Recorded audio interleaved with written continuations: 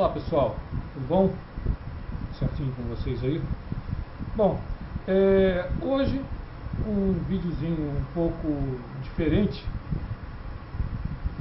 basicamente uma videoaula para esclarecer algumas dúvidas a respeito de toda essa farsa do aquecimento global antropogênico, tá certo? Agradecendo aqui logo de início a colaboração dos amigos da Ecolmeia, tá certo? Principalmente a Elaine e ao Tadeu. Então, sem mais rodeios, vamos lá.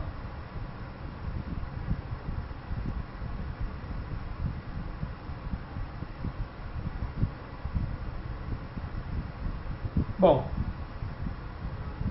o aquecimento global é uma mentira conveniente por uma cura da febre aximentista. O professor especialista Igor Vaz Maquieira sou eu mesmo. Para quem não me conhece, sou biólogo, formado pela Universidade de Dom Filho, licenciatura e bacharelado, e especialista em gestão ambiental com ênfase em mudanças climáticas pela Universidade Cândido Mendes, Instituto A Vez do Mestre, com ênfase nessa parte de mudanças climáticas e membro da equipe Fake Climate, tá certo? Bom, essa histeria global não vem de hoje. Ela não vem de hoje.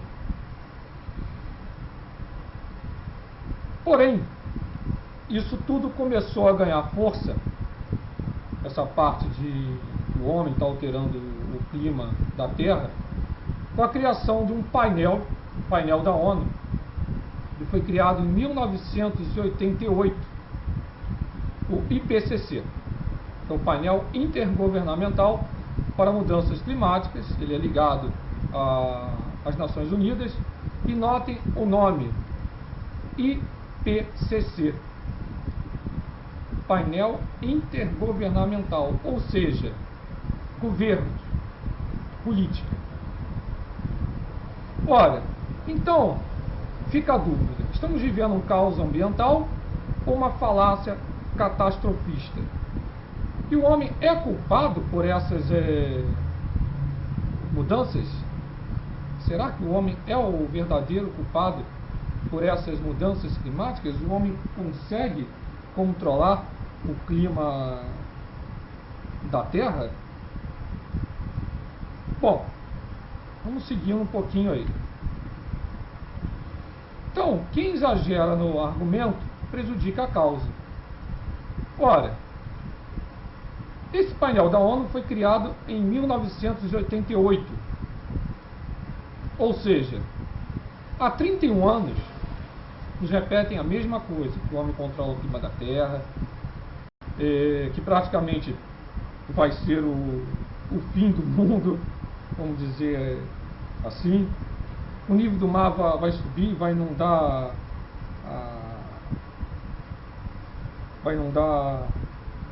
toda a costa brasileira, nas cidades que estão na costa do Brasil, degelo e toda aquela ladainha que vocês todos já conhecem.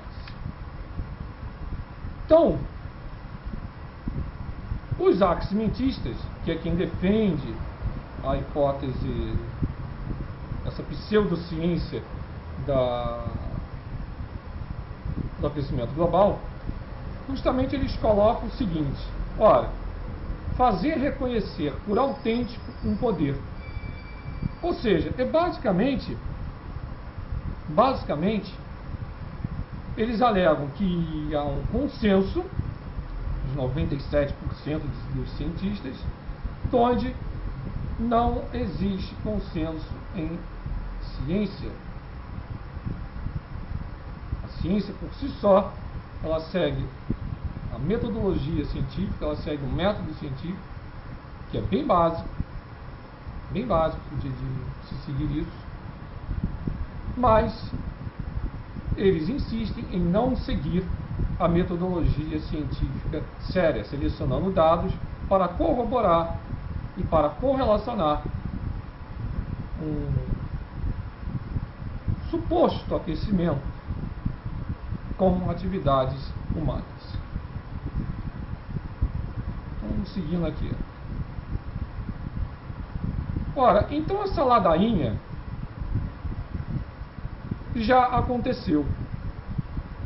Tanto é que a própria revista Time, em 1945, colocou até a imagem do planeta Terra, ele suando, né, com a língua para fora.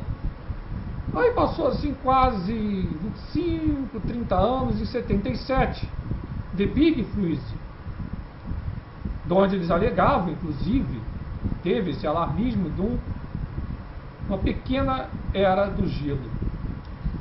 Em 2006, a revista Time novamente, aquecimento global, não sei o que, pegou a imagem do ursinho polar, ele doente, magro, então em cima de um bloquinho de gelo.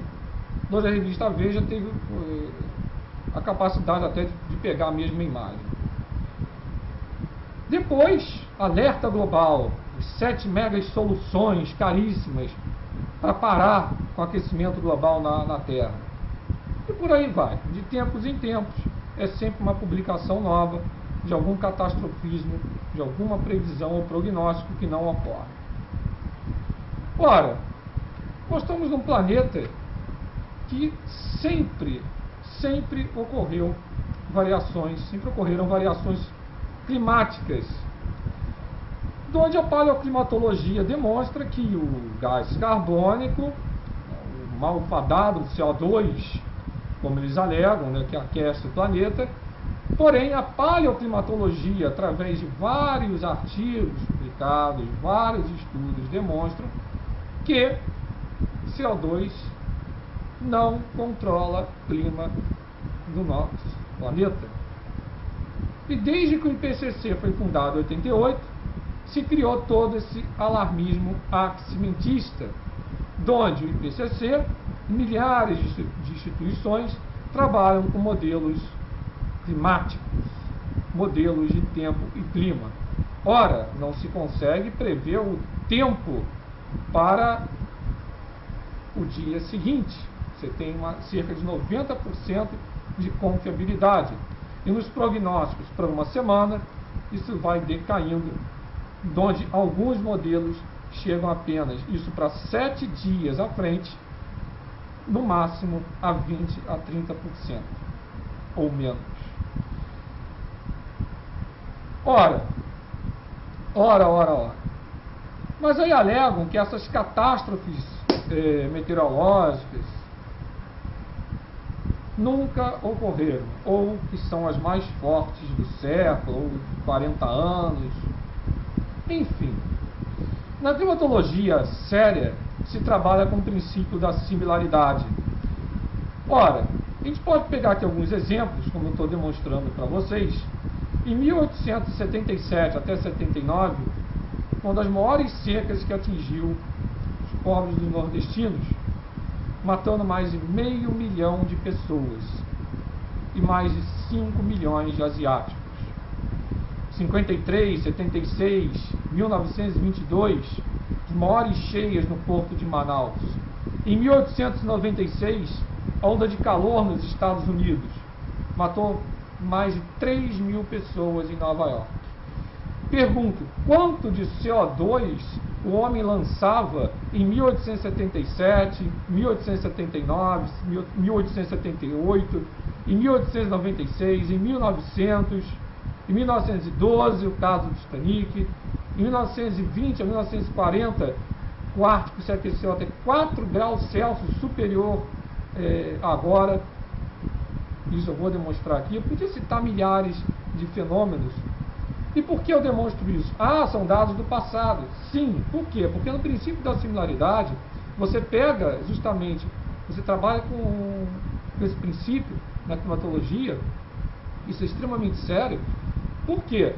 Porque ninguém tem bola de cristal para saber como é que o clima vai se comportar para daqui a 100 anos. É muito fácil fazer essas previsões ou até 50, que fosse, como estão publicando, porque todo mundo vai estar morto e ninguém vai ter coragem de bater lá no caixão ou colocar um milagre, só falando assim, do defunto levantar e falar: olha, você errou. Ele vai falar: desculpa. Em 1900, o mais mortífero furacão Galveston, no Texas, matando cerca de 10 mil pessoas. Então, nós não podemos confundir fenômeno com vulnerabilidade. É a mesma coisa. Vamos supor o que era a sua cidade por volta de 1900 e o que é a sua cidade, mesmo que ela seja pequenininha, hoje em 2019.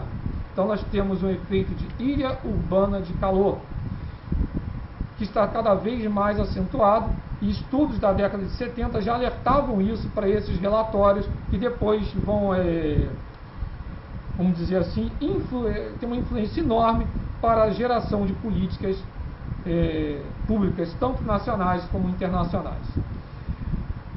Essa imagem que vocês estão vendo agora, as piores enchentes do Rio de Janeiro, 10 de janeiro de 66, 250 mortos, 1.000 feridos, 50 mil desabrigados, com relatos assustadores, onde as águas arrebentaram até as adutoras do Guandu e uma lama infernal tomou conta do estado do Rio de Janeiro.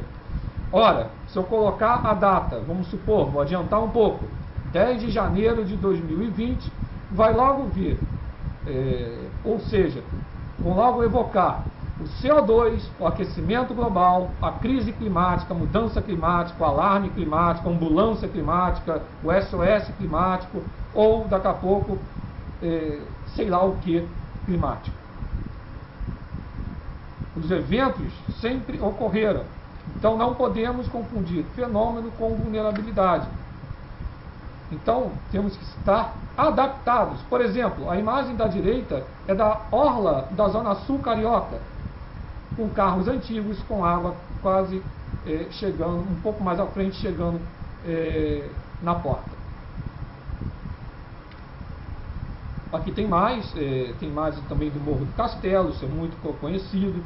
Ah, mas pode falar evento isolado? Repito, aí essa videoaula ia durar 10, 20 horas eu demonstrando imagens de enchentes no Japão, de secas de 200 anos na Califórnia. Não é? Aqui estão alguns relatos assustadores. Então, as piores enchentes, por exemplo, no Rio de Janeiro: 1711, 1756, 1811, 1906, 1924, 1966, 67. Quando Tomé lançava em 1711, em 1756, em 1811, aí falar, mas os eventos hoje estão mais frequentes e não sei o quê. Não, não é isso. O que acontece é que hoje você tem um maior poder, vamos dizer assim, de registro. Você consegue registrar muito mais essas ocorrências. E a velocidade da informação é no estalar de dedos, mais rápido até, vou ser irônico, do que o Thanos dos Vingadores. Se vocês repararem, por exemplo, as datas são até bem perto aqui: 1711, 1756, 1811. Barracos vieram abaixo no Morro de São Carlos, enfim. Depois, todos os relatos, tá certo? Lembrando também da enchente em janeiro de 2011, na região serrana, correto? E o dinheiro para recuperação vai sempre ralo abaixo. Depois, a tragédia se repetiu. Por exemplo, aqui eu cito 66. Em 67, a tragédia se repete. Aqui é o ônibus da aviação Cometa. E essa imagem está em vários portais, porque realmente ela foi extremamente dramática. Aí fala assim: maior tragédia natural da história do país, no Jornal Extra, com 1.700 mortos no Rio, completa 50 anos. E foi na Serra das Araras. Ela ficou peladinha, aqui é a pista da Serra das Araras, né? Desceu tudo. Aqui tem outra imagem com alguns corpos. Em 3 horas foram 275 milímetros de água. 275 milímetros. Superando o volume que caiu na região serrana em 2011. E foi de 140 milímetros em 24 horas. Ali em 3 horas, 275. Detalhe, não atingiu só a Serra das Araras. Essa grande tempestade pegou praticamente quase todo o Vale do Paraíba. Novamente alertando. Podia demonstrar aqui milhares de eventos. Ao futuro, consulte uma bola de cristal. Consulte uma bola de cristal. Isso é para demonstrar que, por exemplo, se esse evento ocorrer novamente de forma, de novo, similar, o princípio da similaridade já aconteceu no passado. É óbvio que ninguém quer ver essas cenas, e é óbvio que hoje nós temos uma engenharia mais aprimorada para eventos desse tipo. Mas nada é impossível. Pode acontecer. Aí vão culpar o CO2, o homem e toda a papagaiada de sempre, com criação de impostos, de onde esse dinheiro vai para lugar nenhum, se é que vocês me entendem. Ou melhor, é um dinheiro que é torrado e gera mais CO2. Então tem mais imagens. Olha, a força foi tão grande que praticamente deu uma devastada na florestinha que estava ali na Serra das Araras. Caraguatatuba também, a mesma coisa em 67. 541 milímetros só em janeiro, o dobro do normal. Quando fala assim também o dobro do normal, essa chamada média, normalidade, é o princípio, eu prefiro falar, o princípio da anormalidade dentro da normalidade. Porque quem cria esse negócio de média é o próprio ser humano. A natureza não tem essa palhaçada de médias. Nós é que criamos isso. Isso também tem que ficar bem compreensível. Outra coisa que gostam de divulgar a respeito de floresta que gera chuva, principalmente certos pesquisadores, um pessoal aí.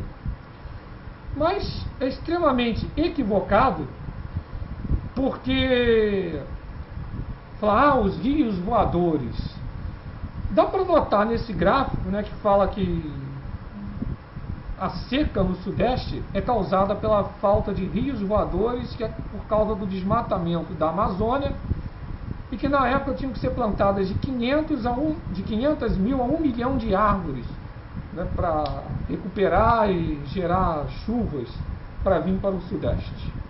Então, nesse gráfico, estão os desvios padronizados de chuva na Estação da Luz desde 1888 a 1998. Dá para notar claramente no gráfico desvios fortemente negativos nos anos de 33 e 36. E na década de 60, 63, 68, 69. Séries de precipitação mais curtas, a partir dos anos 50, também registram secas da década de 60, que afetou a região sudeste. Ou seja, a região já esteve submetida a secas severas, Estação da Luz, São Paulo, secas severas, isso num passado extremamente recente, como se fala num planeta de 4,7 bilhões de anos, e o desmatamento da Amazônia nessa época era incipiente. Por quê?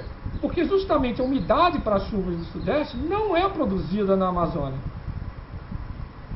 Ela vem do Oceano Atlântico Norte, ela passa por cima da Amazônia, interage com a floresta, E com essa floresta ela produz esse atrito. Produz esse atrito. E produzindo atrito, ao escoamento do ar que sai do oceano, como se fosse um carrinho elétrico que passa sobre uma cerâmica de superfície lisa, para cima de um tapete, que é rugoso, essa rugosidade, ela cria uma intensa turbulência vertical e nuvens convectivas que convertem mais eficientemente parte da umidade transportada pelos ventos em chuva. E o restante do fluxo de umidade oceânica segue seu caminho para fora da região.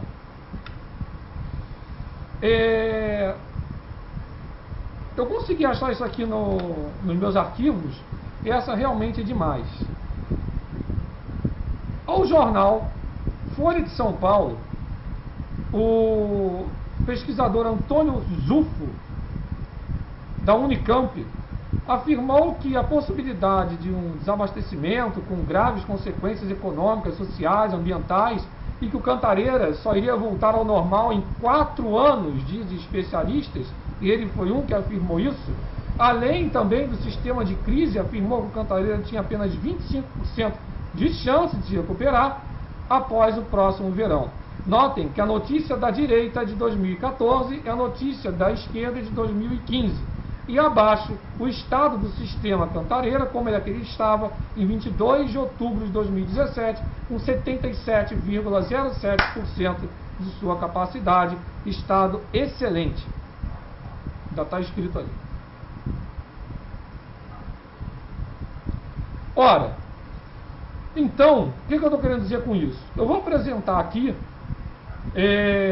por exemplo, agora recentemente, vocês podem acessar isso até no meu canal, Igor Maquieira, Meio Ambiente e Clima, não deixe de se inscrever, mas recentemente divulgaram 50 anos de previsões fracassadas. Isso daí também podia entrar nas previsões fracassadas. Então, é falta de planejamento, é falta de investimento, é falta de saber lidar com eventos de tempo e clima. Lembra que eu falei? Não confundir fenômeno com vulnerabilidade. Ora.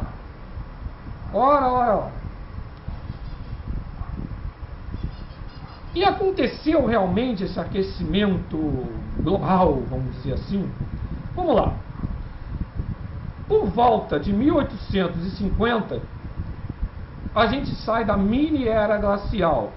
Ora, se nós sairmos da mini era glacial, já sabíamos que ia aquecer um pouquinho. Aí o IPCC, em 1988, resumindo a historinha, com Margaret Thatcher, greve dos carvoeiros, naquela época se utilizava muito carvão mineral, que eu estou falando aqui, não é o carvão que você faz churrasco.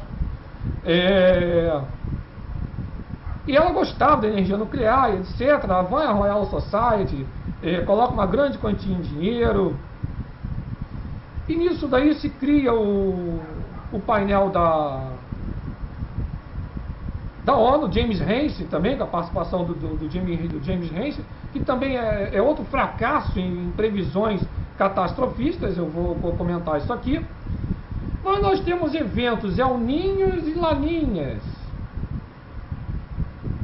certo? Ora, que é justamente o aquecimento anormal, eu não gosto muito desse termo, vou colocar aqui para ser didático, da região 3.4 do Pacífico. Ora, só um El Niño pode causar, eu vou ser bem até simplista, né? Só um El Niño, ali está 0,8 graus Celsius, ele pode causar aquecimentos maiores do que isso aqui. Maior do que 1 grau. Mas a temperatura da Terra não pode passar de mais de 2 graus Celsius.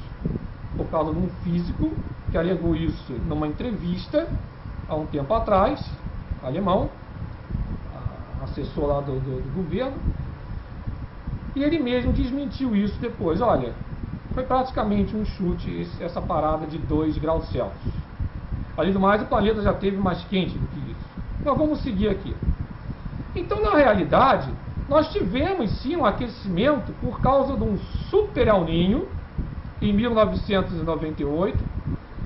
O gráfico aqui não segue, mas depois tem outro super El Niño entre 2015 e 2016, que foi um pouco maior do que esse daqui, quase irmãos gêmeos. E depois de 1998 a temperatura se estabilizou. Sou eu que digo isso? Não! Média global por satélite AMSU, fonte UH. Uma universidade do estrangeiro, para vocês entenderem. Aí o IPCC falou, não, é só uma pausa no aquecimento, mas ele vai continuar, ele continua. Ora, mas não é o CO2 que controla o clima?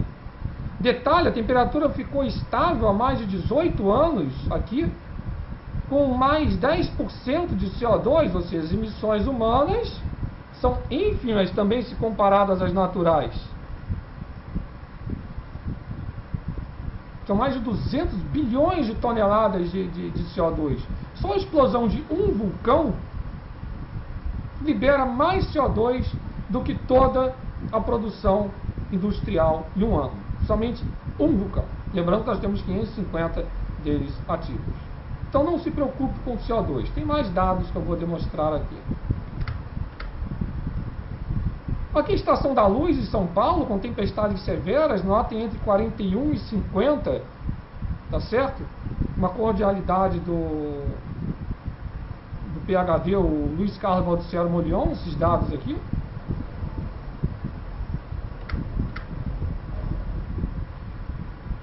Então vamos lá.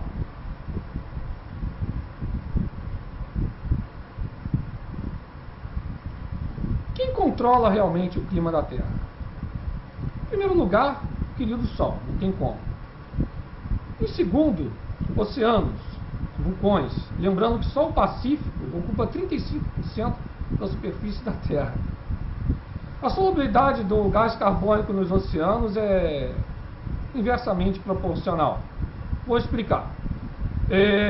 Oceanos mais aquecidos liberam mais CO2.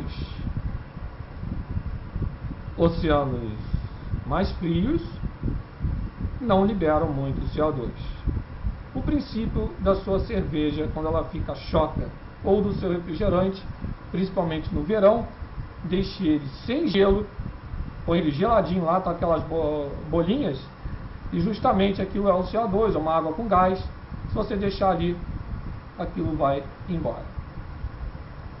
O tempo que o CO2 pode ficar armazenado, lembrando que os oceanos são grandes armazenadores de CO2, estudos comprovam cerca de 1000 anos. 1000 anos. Então nós temos também temperaturas de superfície marinha, a parte de gelo flutuante e o ciclo nodal lunar de 18,6 anos, que interfere até no nível do mar. Ora, e a cada 4 ciclos nós temos um impacto maior. E isso é um tópicozinho especial. Um tópicozinho especial. Por quê? Porque justamente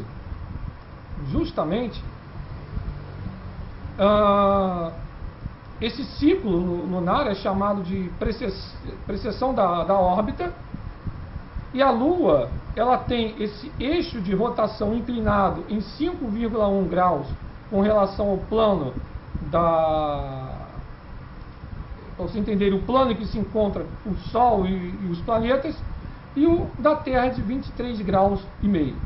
Então, quando os dois eixos apontam em direções opostas, eles fazem um ângulo de 28,6, e a Lua, relativamente à superfície terrestre, se desloca na faixa entre 28,6 graus norte e 28,6 graus sul de latitude. Então, quando os eixos estão na mesma direção, essa área varrida vai estar entre 18,4 graus norte e 18,4 sul. Ora, o que vai acontecer aqui? O que vai acontecer? Para ser o mais didático possível. A velocidade relativa da Lua é muito maior no máximo do ciclo e cria marés mais altas nos trópicos.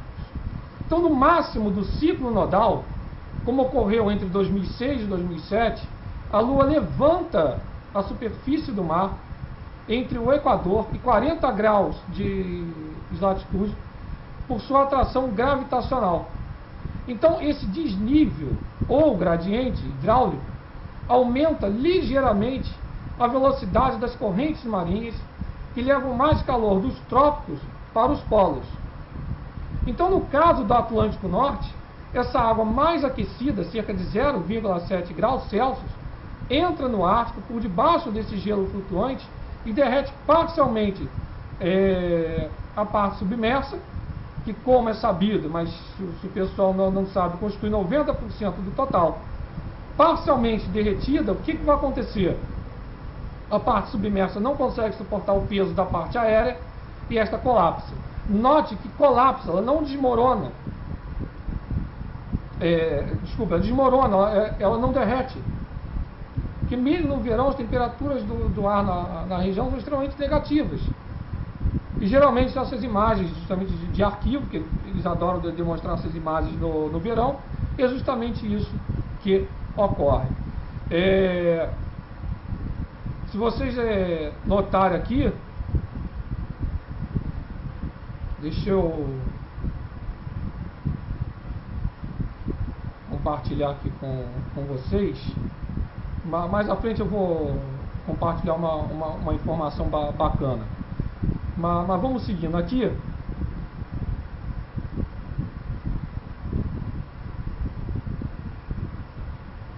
Vamos lá. Vou continuar aqui. Então, o que vai acontecer?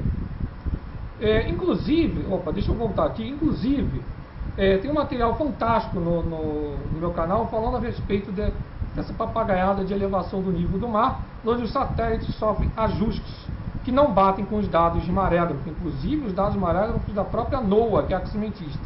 Aqui em 1841, a Ilha da Morte, na Tasmânia, uma foto estrelada por James Clark Ross, que eles tinham costumes, navegadores, de fazer o chamado V invertido, e justamente o chamado nível do mar, vamos dizer assim, em 20 de janeiro de 2004, na mesma posição.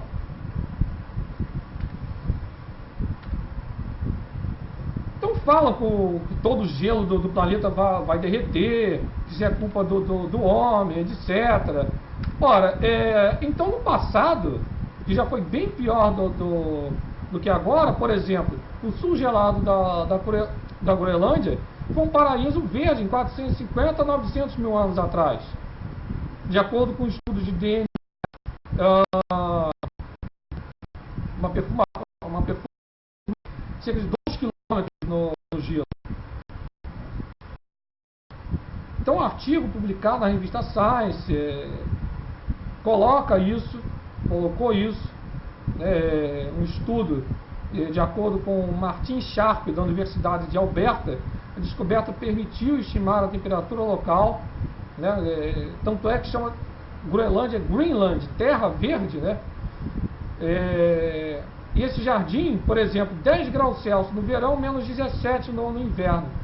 Aí a imagem justamente de Nuuk, capital da Groenlândia,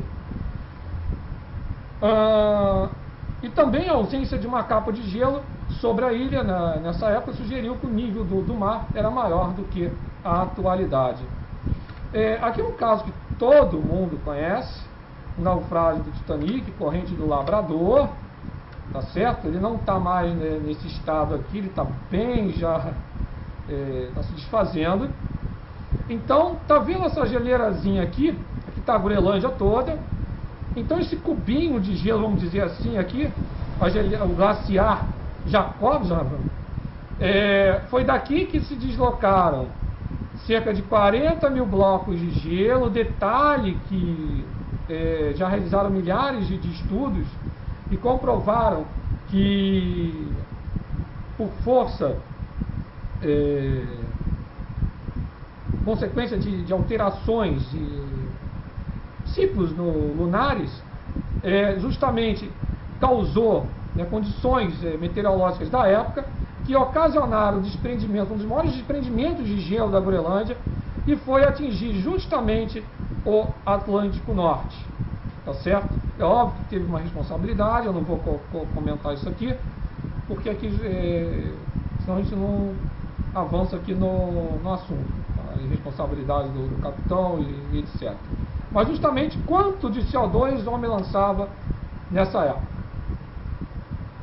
né?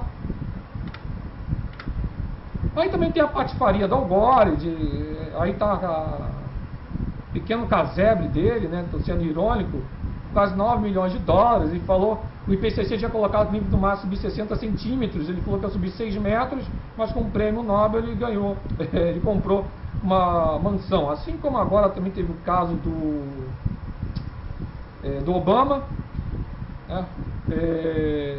E outros aí, artistas de Hollywood também, que adoram seguir essa coisa ambientalista aí, mas adoram uma casinha de frente para o mar, Miami Beach e etc. Vamos lá, seguindo aqui. Então está o nosso amigo urso aí, né? O Al Gore ali, em cima de uma banquisa, em cima de qualquer coisa de gelo. E ali ele soltando fogo pela boca, para ver se consegue descongelar alguma coisa. Ora, então, será que é uma coincidência? Nós estamos num planeta que tem 71% de oceanos, 510 milhões de quilômetros quadrados, 71% de oceanos, 29 de continentes, e as cidades ocupando menos de 1% de tudo isso. Quando se pega,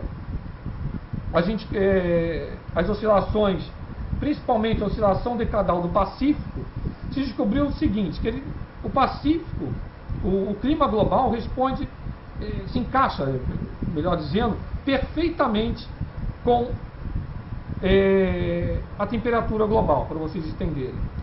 Ora, então de 25 a 46 eu tenho um aquecimento, que é a fase, ele passa de 25 a 30 anos se aquecendo, 25 a 30 anos se resfriando, que em conjunto com a atividade solar, ciclo 25 e possivelmente o 26 vão ser de baixíssima atividade por causa da quantidade de manchas solares, e isso é medido, não sou eu que estou falando, isso é o Solar Science da NASA, apesar que a NASA tem o chamado Instituto Buda, que a gente chama de GIS, que é extremamente aximentista, lembrando que a NASA tem vários departamentos.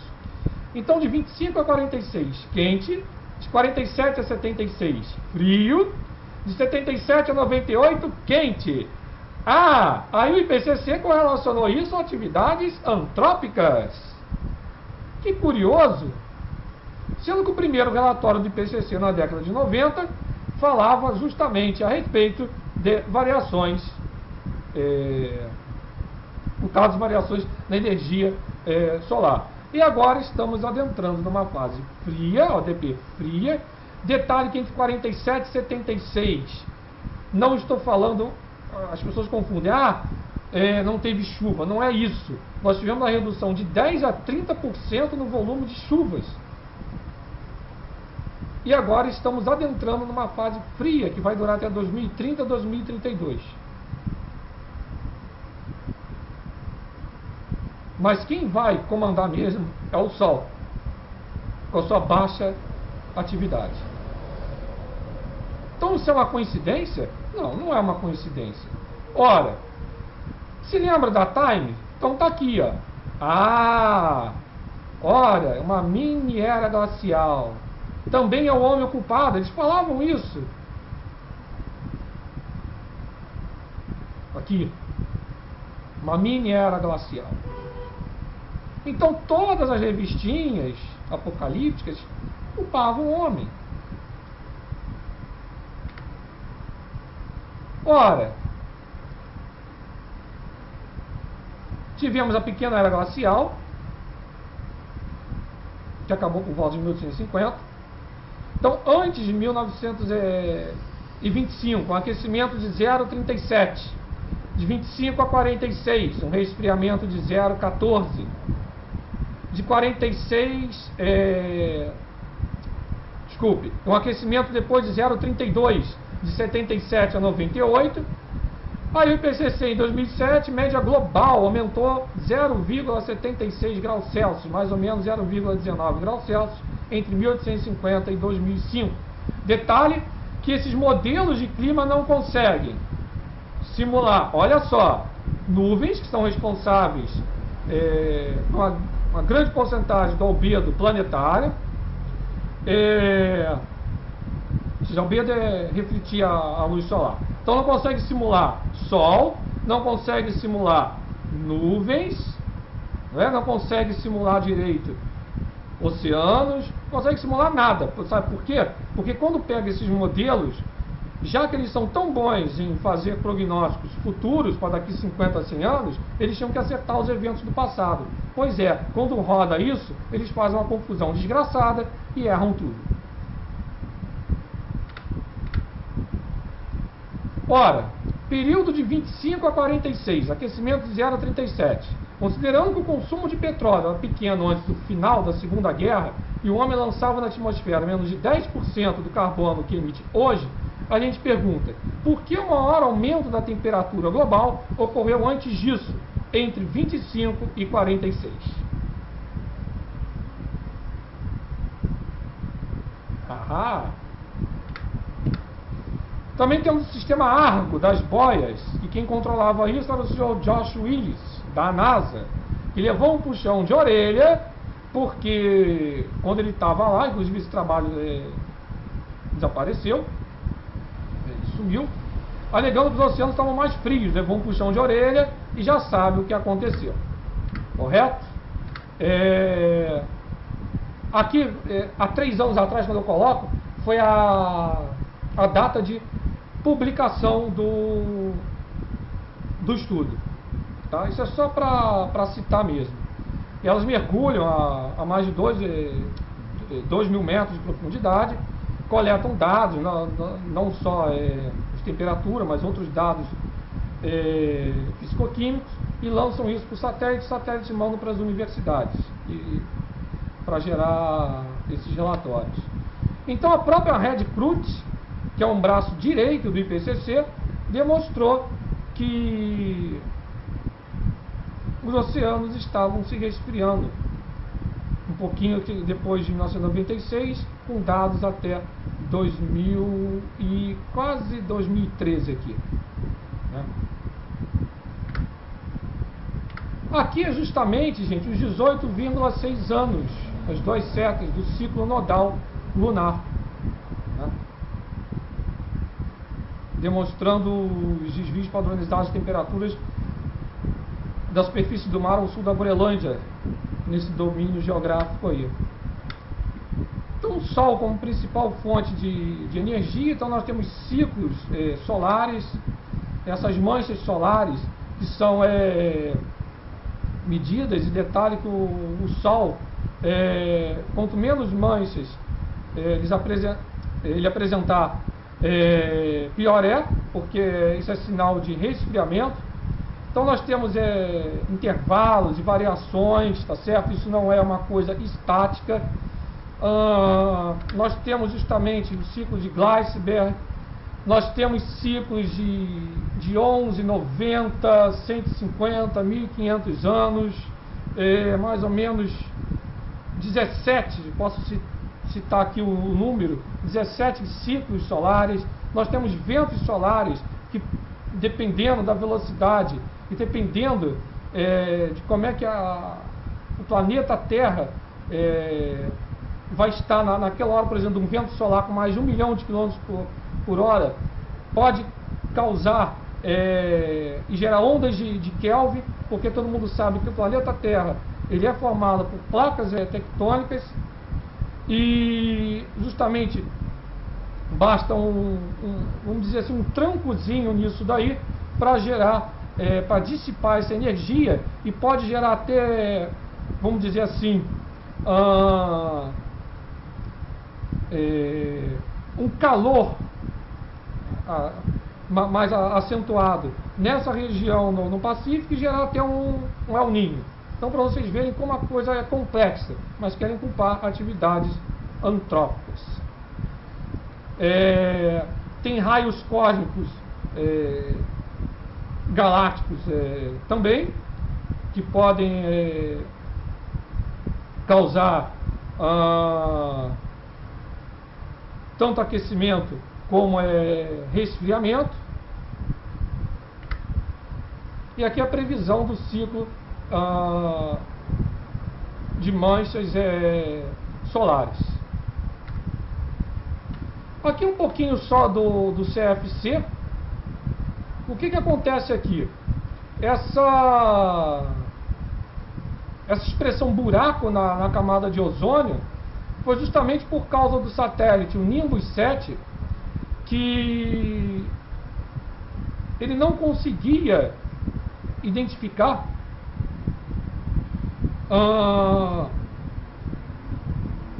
essa variação do ozônio colorida. Então gerava vários buraquinhos na imagem. Notem, por exemplo, em 1950, o Sr. Pindorf, do laboratório da Força Aérea em Cambridge, analisou os dados do período de 26 a 42 da estação de Tromsø, no norte da Noruega, e ele notou registros de concentrações de ozônio de valores tão baixos quanto 50 unidades Dobson. Unidades Dobson é homenagem ao Gordon Miller Dobson, que foi o pai do ozônio, os maiores estudiosos do ozônio, e uma grande variabilidade diária com um fator quase 10, ou seja, variava quase 1000% entre o máximo e o mínimo registrado. Ou seja, existiam registros muito maiores que 500 unidades Dobson. Então, uma variação de mais de 1000%. Então, na década de 60, o Gordon Dobson, utilizando os dados coletados na Antártica, detalhe que lá está o Monte Erebus, que é um grande emissor de cloro, não é? Eles não falam que é o CFC, nananina não. Então, durante o ano geofísico internacional, o CFC é o clorofluorcarbono, entre 57 e 58, o Dobson escreveu em seu livro que as anomalias na camada de ozônio sobre a Antártica eram naturais. Ele nunca utilizou essa expressão buraco, mas anomalia. Na realidade, não existe essa camada. O que existe é a anomalia do ozônio. Não existe essa camada. Então, foi justamente uma jogada comercial com interesses, onde na época o freon 12 custava cerca de $1,70 o quilo. O substituto R134 custava $20 mais ou menos o quilo. E as empresas ICI, DuPont, a Tochen, a Rost e outras apoiaram justamente tudo isso. Teve uma pressão do FMI também na época, justamente durante a Rio/Eco 92, onde sofremos também uma chantagem, ou assina ou não tem renegociação da dívida junto ao FMI. Detalhe que acabou de ser divulgado, que o FMI está propondo uma taxação do carbono de $75, foi publicado há 2 a 3 dias atrás, e só assim vai conseguir conter as mudanças climáticas. Ou seja, pegue o seu dinheiro, dê para essa gente, para eles torrarem, liberarem mais CO2 e gerarem mais impostos para torrarem de novo. Ou seja, um círculo vicioso. Mas enfim. Então tá aí, ó. Quando se pegam os dados, para todo mundo entender, em mínimo solar, quando o Sol está em baixa atividade, menor produção de ozônio. Por quê? Porque ele necessita do ultravioleta C. Tá certo? Ora, concentrações globais médias mensais de ozônio, que é o O3, comparadas com as mínimas registradas de 96. Então, baixa atividade solar, menos ozônio. Alta atividade solar, mais ozônio. Então basta comparar aqui, ó. feito? Estão aqui. Aí, em 2008, o laboratório Jet Propulsion da NASA mostrou que a reação que ganhou o prêmio Nobel do CFC destruindo o ozônio não podia acontecer. Por quê? Por causa do peso molecular. Para vocês entenderem, o ozônio não consegue atingir o CFC não consegue atingir entre aspas, a camada da atmosfera. O CFC não consegue atingir isso, porque é o peso molecular dele. Ele não tem como subir, nem colocando um elevador. Estou sendo bastante irônico para ele causar essa reação. Já o vulcão, por exemplo, o Monte Erebus, na Antártica, esse sim, ele está colado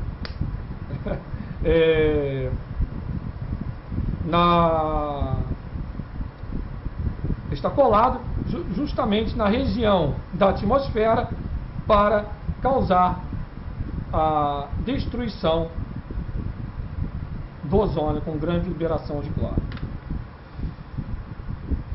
Aí o Mostafa Tobas, diretor executivo do Programa das Nações Unidas, ganhador do Prêmio Nobel, né?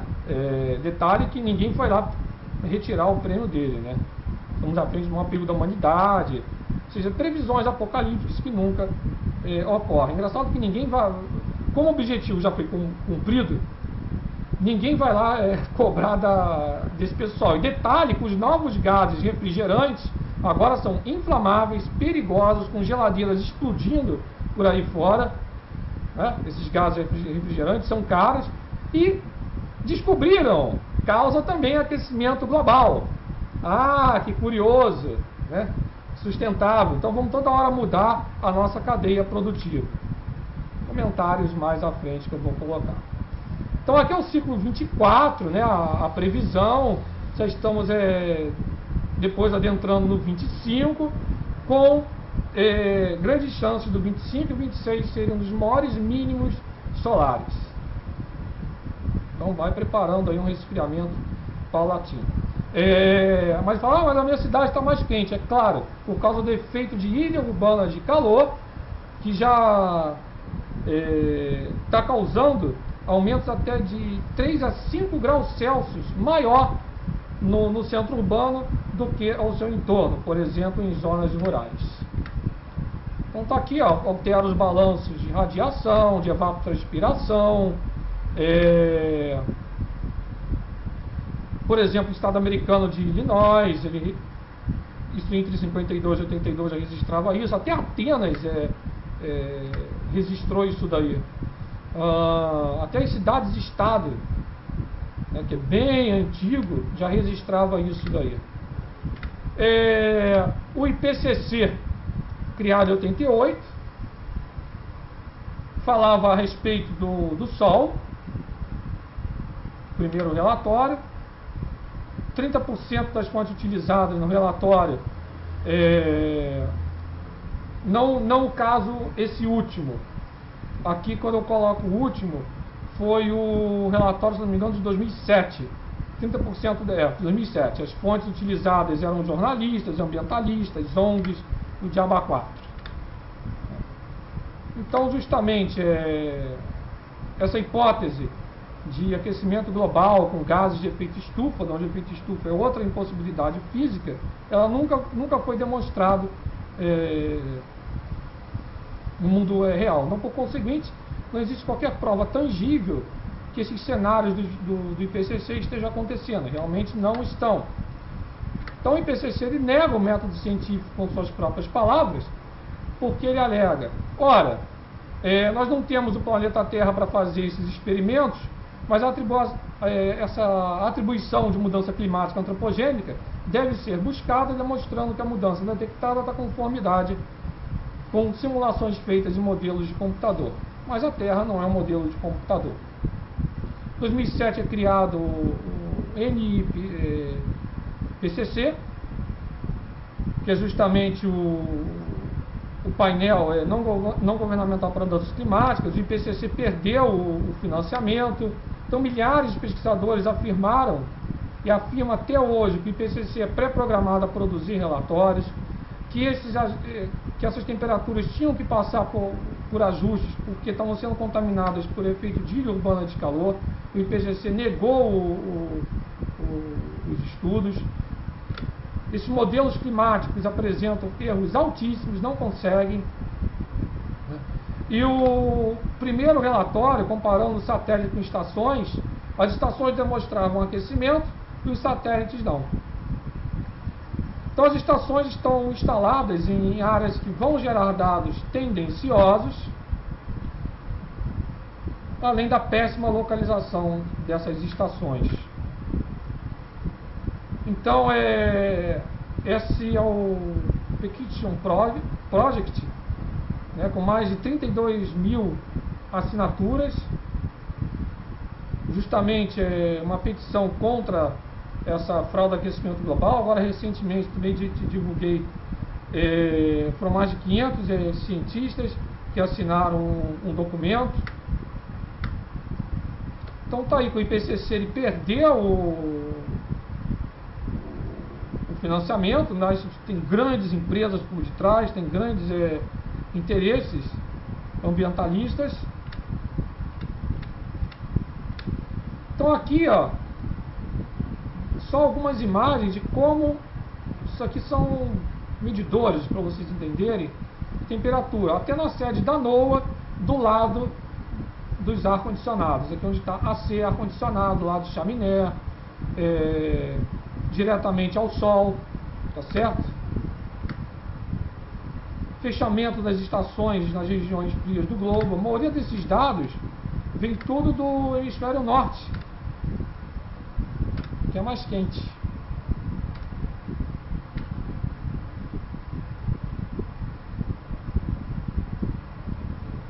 Então, além disso, teve a manipulação do gráfico em taco de Ock, que foi feito pelo Michael Mann. Dados que demonstravam o declínio das temperaturas foram apagados, né? Ele apagou o dado de que o século XV foi mais quente do que agora. Então, trabalhava com série de temperaturas, anéis de árvores também, que foi conhecido como o escândalo do Climate Gate, que foi dividido em várias partes, porque foram vários dados que foram hackeados da Universidade de East Anglia, que é o braço de direito, e o IPCC praticamente negou isso, e praticamente não aconteceu nada. Basta vocês pesquisarem Michael Mann e Phil Jones, que vocês vão ver o que aconteceu, que eles foram investigados pela própria comissão, pelos próprios amiguinhos. Então está aí o relato de um dos pesquisadores, alegando que tinha que retirar o período quente medieval, comprovando que nós já tivemos períodos mais quentes do que agora, com o CO2 mais baixo. Então acabou. Acabou o quê?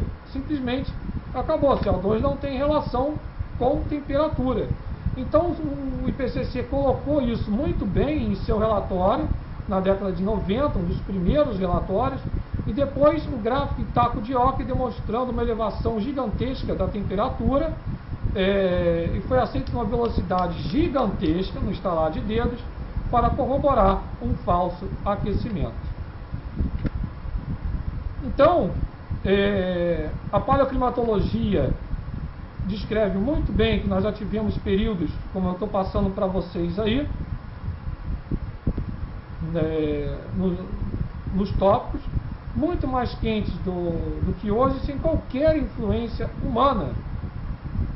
Tá certo? Cadê o CO2 humano aí?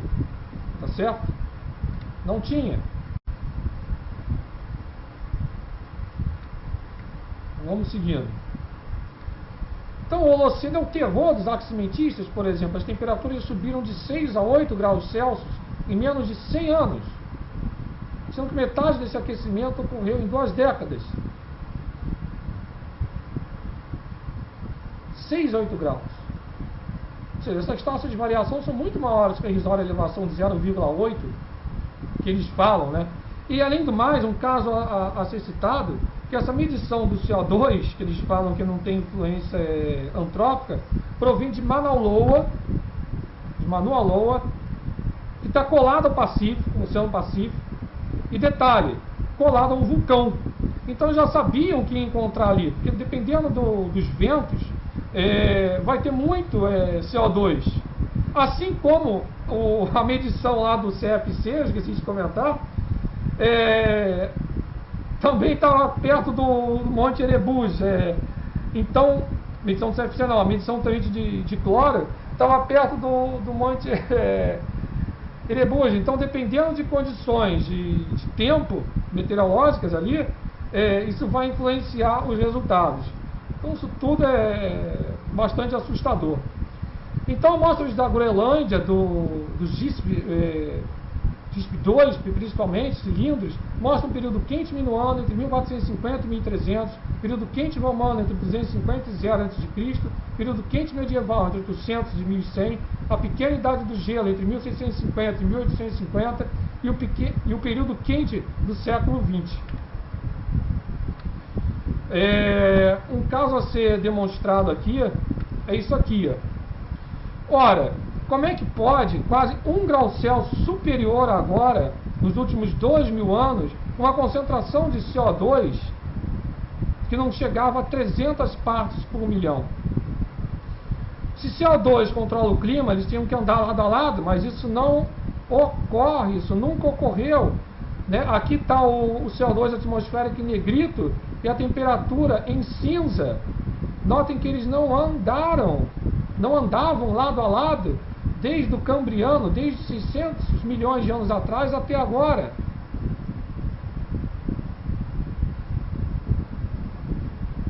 Então basta comparar a temperatura e CO2 dos últimos 2.000 anos, a temperatura, CO2, e aqui nos últimos 600 milhões de anos, tem milhares de estudos.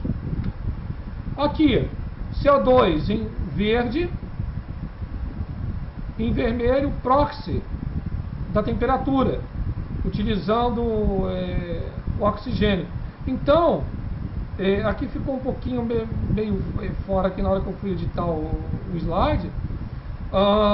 Depois eu posso colocar o artigo, isso é de um artigo científico, que justamente demonstrando que CO2 não tem nada a ver com temperatura, pelo contrário, quando você pega as amostras da Groenlândia,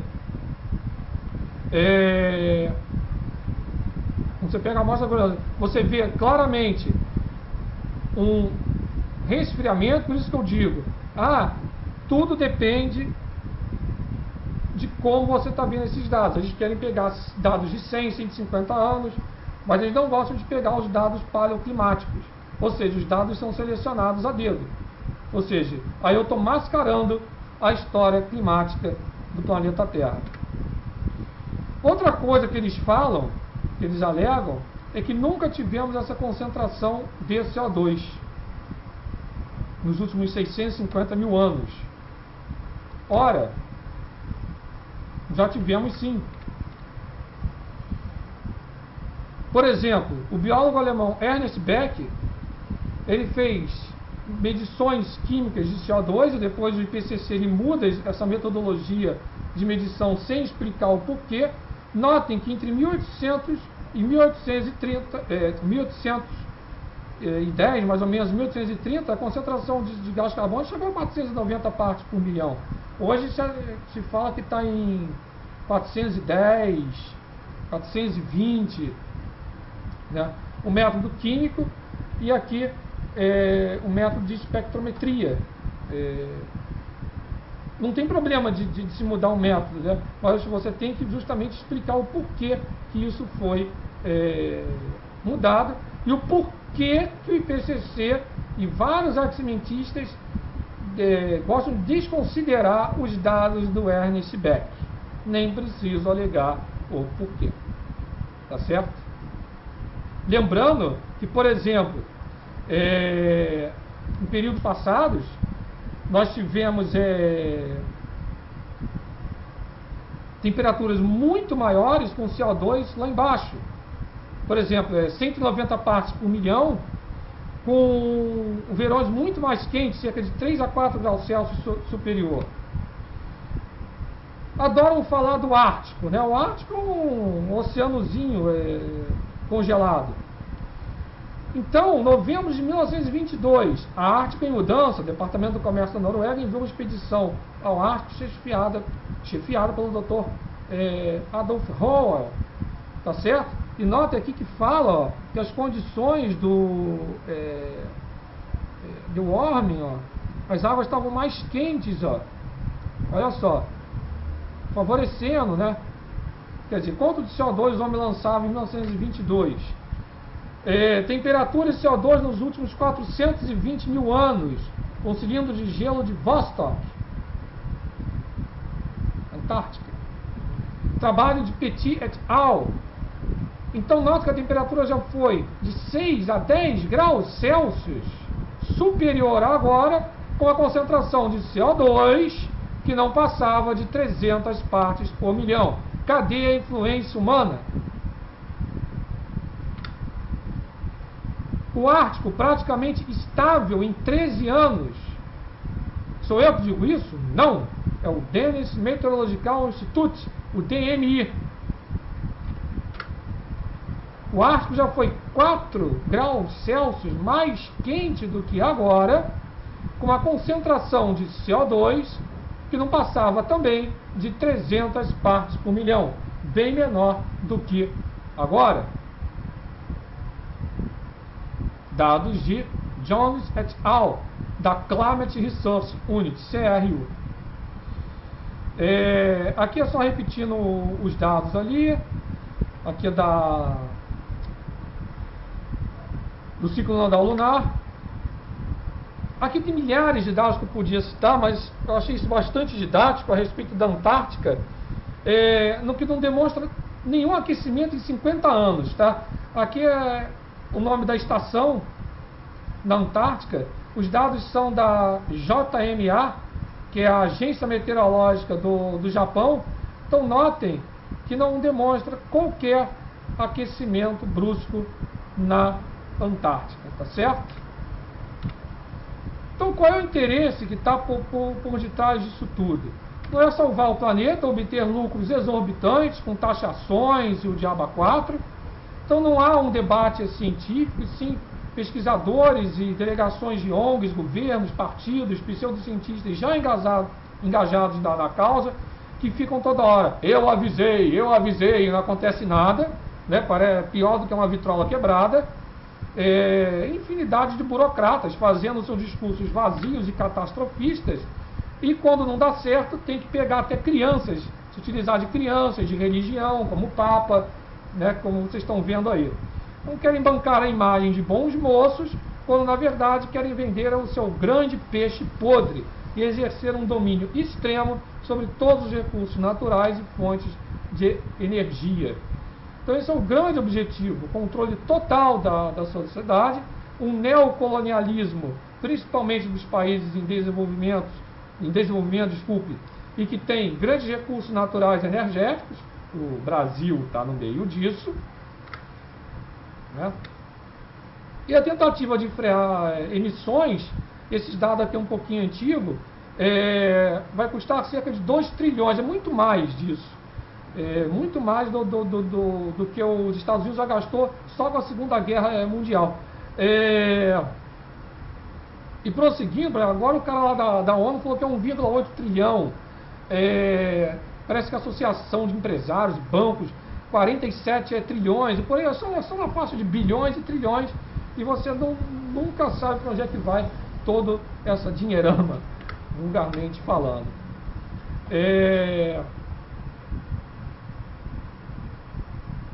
Então, qual é o interesse? Justamente essas empresas vender essas tecnologias horrorosas, como eólica e solar, né, que não são fontes confiáveis para a geração de energia, através de parcerias, através de subsídios, acordos. E de onde vai sair esse dinheirão todo? Da gente, né? A Alemanha agora está pagando 31 centavos de euro por quilowatt-hora, quer dizer, é um absurdo. Então a gente é bombardeado por comandos de uma vida simples, de redução de desperdício, enaltecimento de uma vida, uma frugalidade, praticamente, vamos renunciar e voltar à Idade Média. Praticamente é isso o que eles querem. Então o objetivo desses impostos não é desestimular o consumo da fonte de energia. Pelo contrário, 80% da matriz energética mundial hoje depende do petróleo.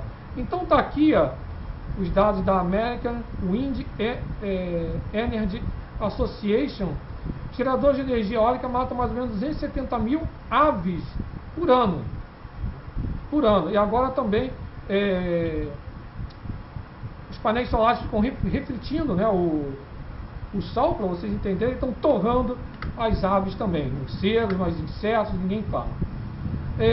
Aqui é uma das maiores usinas do mundo. Eu acho que ela não é a maior, ela não é mais a maior, mas se a gente fosse comparar com Itaipu, fazendo uma regra de 270 mil painéis solares, para igualar a capacidade instalada, 60 megawatts, Itaipu, capacidade instalada 14 mil, quase 227 bilhões de painéis solares. Lembrando que também poluem, porque eles são feitos de vidro, são feitos de carbono, tetracloreto de silício, não são recicláveis, são pouquíssimos esses painéis que são recicláveis, e isso daí já está dando um rolo desgraçado, de onde ninguém está tocando no assunto, porque ninguém vai saber onde jogar tanto painel solar fora. E detalhe, voltando aqui, libera bastante CO2 para produzir essa porcaria aí. E os cataventos lá, a eólica, vocês têm que ver os vídeos, como é que é feito o transporte dessas torres. Tem lugares que utilizam até geradores a diesel para movimentar essas pás para geração de energia eólica. Então está quase no final, gente. O objetivo disso tudo é gerar um falso caos climático, que eles chamam de caos ambiental, mas ninguém está preocupado com um rio de cocô que passa na cidade, ou com esgoto vazando, ou com uma coleta de resíduo sólido adequada. Então tudo isso está atrelado, chama de teoria da tríade, um senhor artigo do Dr. Ricardo, caos ambiental, mudanças climáticas e aquecimento global, onde um é atrelado ao outro. Por exemplo, desenvolvimento sustentável, se você não fizer, vai gerar caos. Se você não fizer, vai gerar aquecimento global. Se você não fizer, vai gerar mudanças climáticas. Mudanças climáticas geram caos ambiental, onde caos ambiental gera isso e nunca se fecha. Chamado tetraedro do medo. Aliás, essa patifaria de mudanças climáticas, aquecimento global causado pelo homem, está pautado no medo, na morte e no futuro. Então, justamente o objetivo é gerar dificuldades e motivos e vender as facilidades e soluções, onde facilidades e soluções não tem nada, tá certo? Legaliza o uso através do pagamento. Ora, se você pagar, você conserta o clima da Terra. A mesma coisa foi com CF6, a mesma coisa com CO2. Gases baratos, grandes produtoras, né? Aqui está entrando até a moda dos carros elétricos. Eu vou querer ver como é que vai ser para abastecer tanto carro elétrico, e de onde vai tirar tanta bateria de lítio, que ainda pode causar uma explosão e um incêndio. Eu vou querer ver isso daí. De onde você depende de usinas, por exemplo, termoelétricas, não só no Brasil, como no resto do mundo. Então, se você quiser usar, vai ter que pagar. Então, concorrência desleal, queda de lucros, eu tenho que trocar toda a matriz, todo o parque fabril, e chama isso de desenvolvimento sustentável. Então, crio problemas e imposições através da opinião pública, né? Novas tecnologias e novas patentes e os chamados produtos verdes, que de verdes não tem absolutamente nada. Tá certo? Então é isso daí, praticamente limitar e pagar, né? Chamado cap and trade, né? Então praticamente é isso daí. Resumindo, essa imagem desse esqueminha que está aí, do artigo do Dr. Ricardo, que está na nossa página, do Fake Climate, tá certo? E além do mais, a desenvolvimento sustentável fere a lei da termodinâmica, pois tudo que você transforma gera calor, vai soltar CO2, é dissipado. E essa economia verde, né, talvez fosse uma agricultura de subsistência que vai depois continuar com os países subdesenvolvidos sendo julgados pelos desenvolvidos, tá certo? Gente, basicamente é isso. Eu acho que o recado foi dado. Agradecendo mais uma vez a Ecomeia, a Elânia e ao Tadeu. Não deixe de se inscrever no canal. Um forte abraço. Fique na paz. Tchau.